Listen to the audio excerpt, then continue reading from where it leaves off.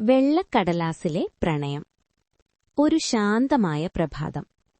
College ക്യാമ്പസിൽ കാറ്റ് മൃദുവായി വീശുകയായിരുന്നു. കോട്ടയത്തിലെ ഒരു പഴയ കോളേജിൽ ആദിൽ എന്ന വിദ്യാർത്ഥി പഠിക്കുകയായിരുന്നു. ആദിൽ വളരെ സ്വപ്നങ്ങൾ കാണുന്ന ഒരാൾ. പുസ്തകങ്ങളും കവിതകളും അവനേറെ ഇഷ്ടം. ഓരോ ദിവസവും അവൻ തന്റെ നോട്ടുബുക്കിൽ കവിതകൾ എഴുതും. പക്ഷേ അവ കവിതകൾ ആരെയും കാണിക്കാറില്ല. കാരണം അവ കവിതകളെല്ലാം ഒരാൾക്കായിരുന്നു. അവൾ അമൃത. ക്ലാസ്സിലെ ഏറ്റവും ശാന്തയായ പെൺകുട്ടി.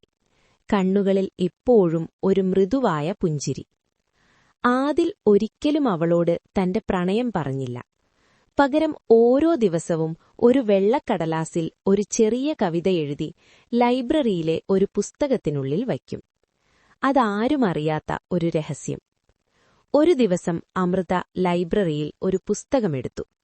അത് തുറന്നപ്പോൾ ഒരു ചെറിയ കാഗിതം വീണു. അതിലെഴുതിയിരുന്നത്, നിന്റെ പുഞ്ചിരി ഒരു കവിത പോലെ, വായിക്കുമ്പോൾ എന്റെ ഹൃദയം ശാന്തമാകും.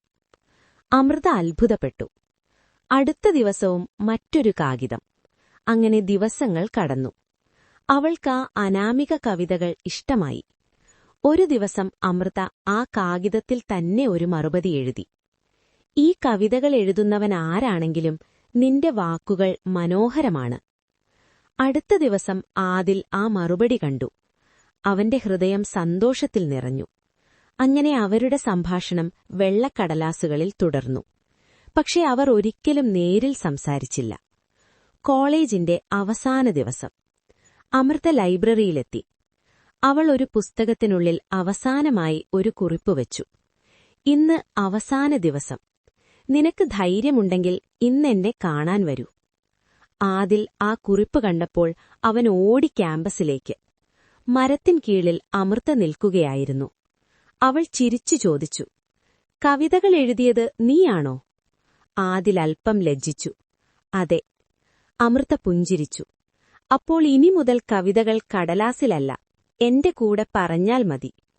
ആ ദിവസത്തോടെ അവരുടെ കഥ ആരംഭിച്ചു. ചില പ്രണയങ്ങൾ വലിയ വാക്കുകളിലല്ല തുടങ്ങുന്നത്. ഒരു വെള്ളക്കടലാസിലെ ചെറിയ കവിതയിൽ നിന്നാണ് തുടങ്ങുന്നത്. Script heart.